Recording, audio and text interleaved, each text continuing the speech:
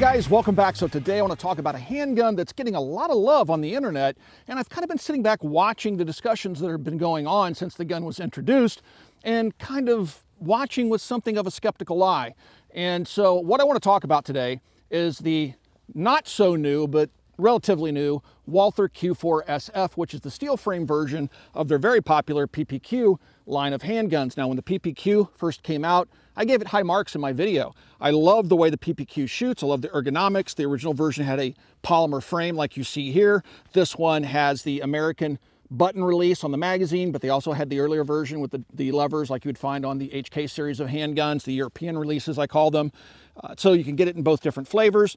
But the PPQ was a really strong selling product. Right now you can pick up a base model online if you can find it somewhere for right around 450 bucks or less. So it represents a good value. It's high quality, accurate, reliable, very ergonomic, great shooting handgun, and worth every penny of the 450 bucks you'd pay for the basic polymer framed version.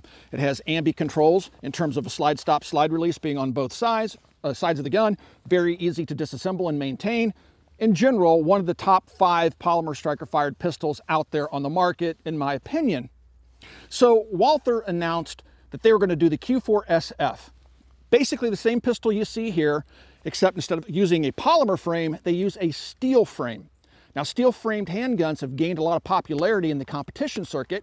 You're going to see heavy framed handguns like the CZs have always been very popular, especially in the European competitions. But Beretta introduced the 92X, I believe it is. We have one that's definitely designed to be a competition handgun with a steel frame, very heavy. But the SF steel frame version of this is not intended for competition. So that added weight, and it's considerable, is intended for carry use, either open or concealed carry. And that's what we're going to talk about in this video. Does the SF really represent something that's superior to the original version with the polymer frame? Or is it just an overpriced kind of a gimmicky handgun or for the Walther collector? We'll get more into that in this video. This version I have here is a later model. This is a tactical with its threaded barrel, and I do have an RMR Trichicon mounted on top. And again, I love shooting this handgun. Today we will be using some Federal 115 grain ball ammo. We want to thank our friends at Federal for supplying the ammunition to the channel. They do so for free, and I've been shooting Federal since I was a kid, and it's a great pleasure to work with them. Check them out, some of the best ammunition on the market, if not the best, especially their gold medal match line of precision ammo. So, shooting this gun, watch how flat it is.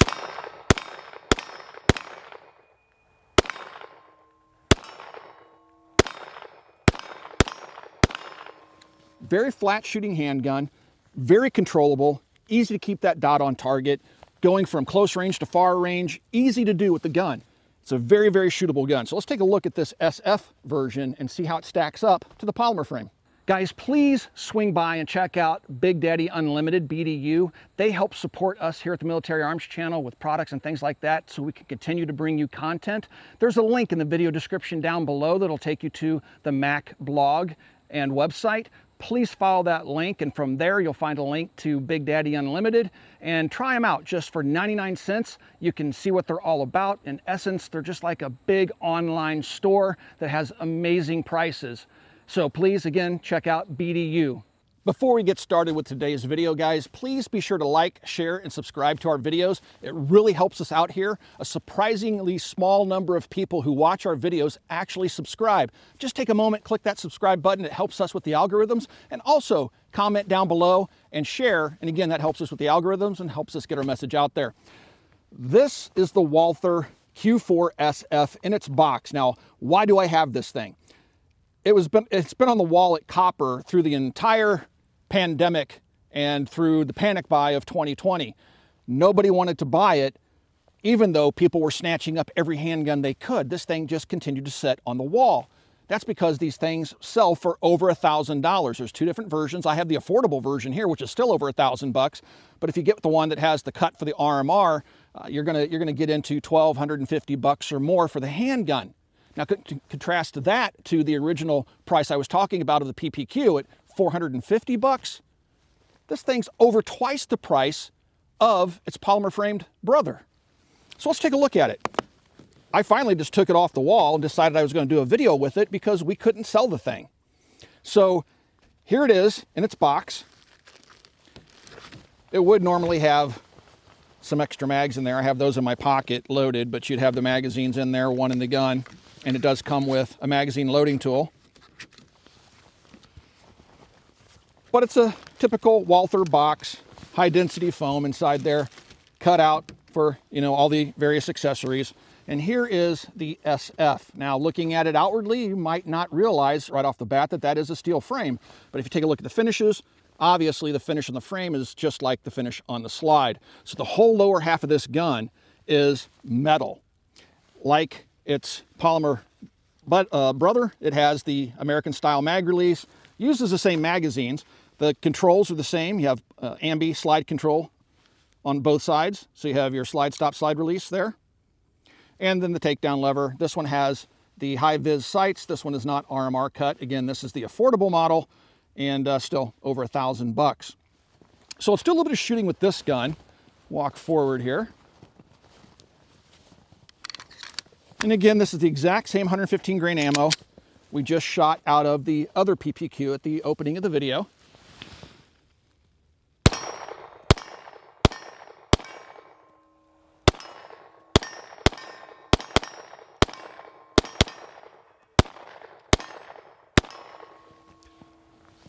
Can I say that it shoots much flatter? No. Because of the weight, the perception of recoil is muted for sure. But in terms of muzzle rise and how quickly the sights go onto the target and come back and recover, I can't say that it's, you know, $700 worth of improvement in terms of recoil recovery. The handgun, we weighed it compared to its polymer framed brother. We weighed it next to a 1911. And we also took some weight measurements off one of the Beretta competition handguns. Now this handgun is a compact size handgun. It's about Glock 19 sized. So let's take a look at it next to a full size, all steel framed 1911. Take a look at the weights, both empty and loaded. And I think you'll get a better understanding of just how heavy this gun is, but there's more to it. It's not just heavy, it's where it carries its weight, mostly in the butt. And we'll talk about that here in the next segment. This is an important segment to the conversation about the Q4sf, and that's the weight of the handgun. Here I have 4 different handguns laid out before you.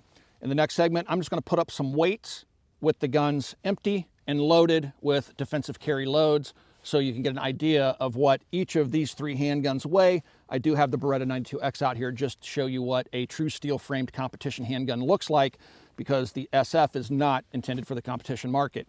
So on top, we have the Beretta 92X. This is an all steel frame handgun, the heaviest of all the handguns we have out here today. It's a full size handgun with a full length barrel and yeah, steel frame. It's a tank, but it's intended purely for the competition market.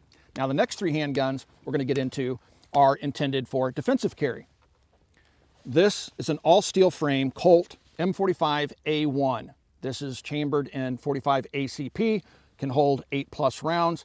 When we took our weight measurements, I took the weight measurements without the light attached. And of course we did it with an empty or no magazine in the gun, and then with the magazine loaded with some defensive carry 230 grain hollow points. So it will give you an idea of how much the M45A1 weighs. Keep in mind, this is also a full-size handgun with a 5-inch barrel and intended for defensive use. The Q4sf Walther is the next one up. Again, we took the weight of the gun empty, no magazine inserted, and then we put the magazine in the gun with 147 grain ball loaded to capacity, 15 rounds, and then we took another measurement with the magazine of 15 rounds loaded with 124 grain ball rounds, so we could better understand how much this gun weighs in comparison to the others. Last but not least is the Ppq Tactical, I guess. It doesn't say that on it, but this one has the RMR cut and the threaded barrel, which is slightly longer than the SF. This is the polymer frame. Once again, we took the weight measurement without the magazine inserted, and then we took the measurements with different types of bullet weights that would represent defensive carry loads. And I think what you're going to find is that at the end of the day, the Q4sf has a lot in common with the all-steel frame 1911 in terms of weight, either loaded or unloaded. Pretty interesting. Now let's talk about how that translates to how the gun feels when you're shooting it. The M45A1 that you see here is a handgun that I will carry occasionally among other 1911s. I like the 1911 in general. It balances very well in the hand. Now the light out here adds some added weight out here, but without the light on it, this is probably one of the most well-balanced handguns out there. Even though it weighs as much as the SF, how it carries that weight is completely different in terms of balance, how it sits in your hand, how it points, and then of course how it shoots. The handgun being in 45 ACP is going to have a little bit more punch to it than a 9mm in terms of recoil, but the 1911, because of its ergonomics, allows for the ability, shooting 230 grain ball, to control it fairly easily. My 12-year-old son can shoot this handgun effectively, and it's not too much handgun for him. It's very, very comfortable, ergonomic, and easy to shoot. And combat commander versions with a slightly shorter slide are available for concealed carry, which will bring that weight down. And also, you don't need a pick rail down here. A lot of people like 1911s that have the rounded dust covers, again, shedding more weight off the handgun.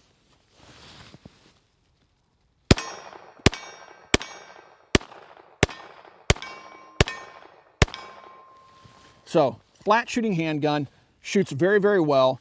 It is awesome in terms of ergonomics, balance, and feel.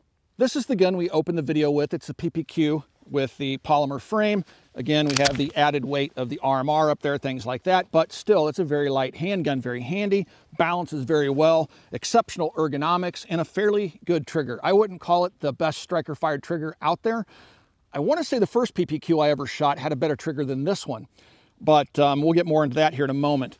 But still, even what the trigger it has in it, this is a very capable handgun. I would definitely carry the PPQ in its polymer framed version without hesitation. It's just a really well-built handgun that shoots very, very well. And again, it shoots flat.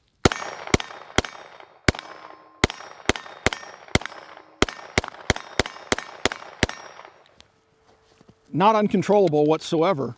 It's very, very easy to shoot, fun to shoot, and highly recommend the handgun. This is the Q4 SF. Once again, the steel frame. The ergonomics are very comparable to the other PPQ with the polymer frame. The first thing that happens when you pick this gun up, it happened for me, happened for Jason, happened to I don't know how many customers that asked to see it on the wall at Copper. The first thing they do when they pick it up, they go, oh wow, that feels heavy. Picking it up next to the 1911, you would swear up and down this thing weighs more than the 1911. But they're about the same weight.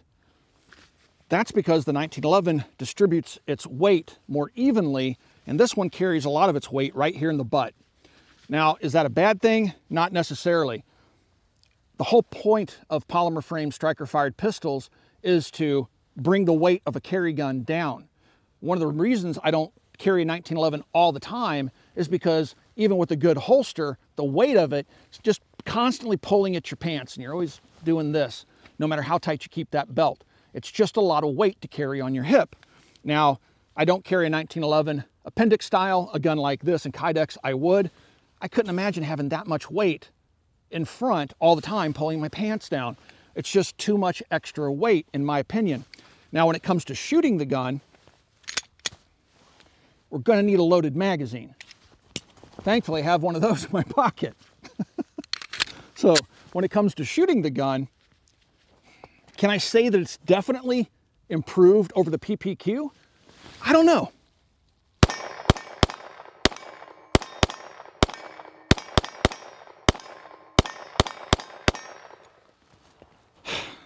Yes, it does have a muted recoil impulse as compared to the polymer framed gun. I do believe that's the case. It still jumps, still has that 9mm snap to it, but it's not a major difference in my opinion. It's noticeable, but does it offset the weight of the handgun? In my opinion, not even close. There's no way you would get me to carry this over the polymer framed version. The weight of it is awkward. It balances weird. It feels off. And this is the exact opposite of the Q5 match that we did a video on when we were talking about competition steel frame handguns. In that case, the barrel and slide is longer and it felt nose heavy. This one doesn't feel nose heavy, it feels butt heavy, and it's just okay. But it's not $700 okay. And that's probably why we couldn't sell it at Copper and I'm making this video.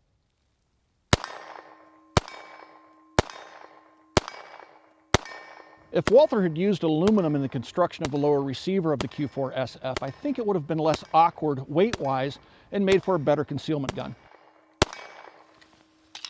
One of the things that people like to give credit to the PPQ for is its exceptionally good trigger. Now, as I'd mentioned earlier in the video, I don't think the trigger on this gun is as good as my original PPQ that I have. It just feels different because I also, at the beginning, when they were first shipping, thought it had probably the cleanest trigger of the polymer frame striker-fired pistols out there. This gun and the SF are different, and maybe I'm wrong. I'll have to go back and watch that old video. But I do know that people that are talking about the SF are praising its trigger. And I don't think there's a whole lot of praise to be given here. So this is the standard polymer frame handgun. I want you guys to watch my trigger very carefully. Okay, so I'm gonna start taking up the slack. Now, any pauses you see is resistance that I'm meeting as I pull the trigger. See how it's creeping? Heavy right there, creep, creep. And I felt like right there's where the brake should be, but nope, it'll go past that. Mush. Oh, another shelf. Is that going to be the bang? Yep, that's the bang. Very stagey, creepy trigger. And this is on the polymer frame handgun. I'll let you guys see it again without so much commentary. I'm just going to try to do a smooth pull of the trigger to fire, and you can see how creepy and stagey it is. Okay, now let's take a look at the SF. I almost dropped that one on the ground. The SF, get in your pocket. Oh, it's that RMR. All right, weapon's clear. Let's take a look at that trigger again. Every time you see my trigger finger stop pulling the trigger, that's because I'm meeting resistance. Creep, creep, creep. That feels like it should break right there. Creep past it. Creep past it again. I thought that was the shelf. A little mush, and bang. The exact same trigger as the other one. That is not a world-class trigger, guys. And we have two guns out here. Once again, I'll just try to do a natural slow pull on the trigger.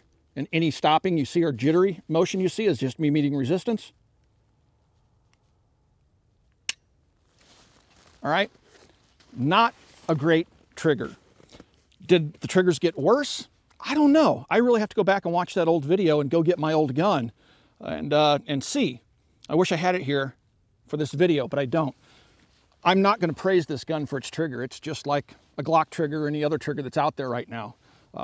Its pull weight's average, and its staginess is very Glockish, out of the box Glockish, in my opinion. Now, maybe this would smooth out. I have about 400 rounds to the handgun, but yeah, I don't know.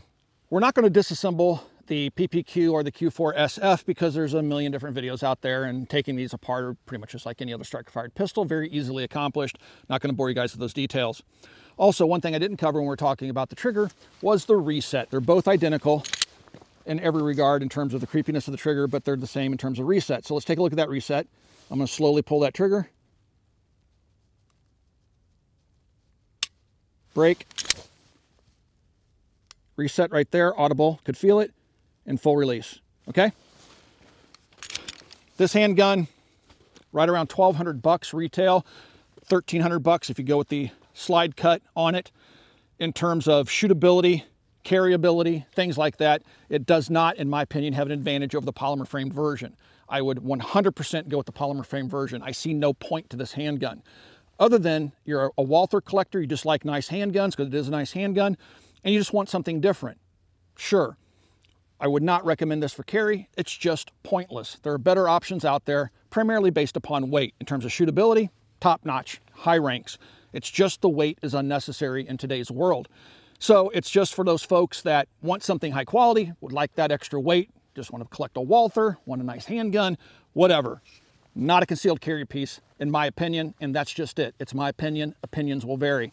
The price of this thing being so much more than the polymer frame version is just ridiculous. And again, for no reason. Nothing is gained from it other than maybe a slightly more pleasant handgun to shoot.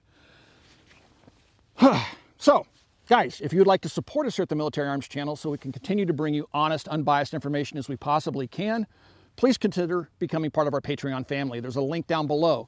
Walther didn't pay me to make this video. They didn't send me the handgun. They didn't do anything. We're supported by you, our viewing audience. So there's a link down below. Join our Patreon and get videos before they're released, have direct access to us. We answer all private communications, and also we make content that's just specifically for Patreon. Also right here on YouTube, there's a little join button underneath the video player. Click that join button and consider supporting us right here on YouTube. Last but not least, guys, please swing by and check out coppercustom.com. That's where I picked this up from, and I'll probably send it back now that we've done the video. And yeah, thank you for 13 years of support, 2021. I honestly didn't think I'd live that long. Always have a loaded mag. That's twice in this video. I had the mag in the wrong place. Here we go. All right, guys, we'll talk to you soon.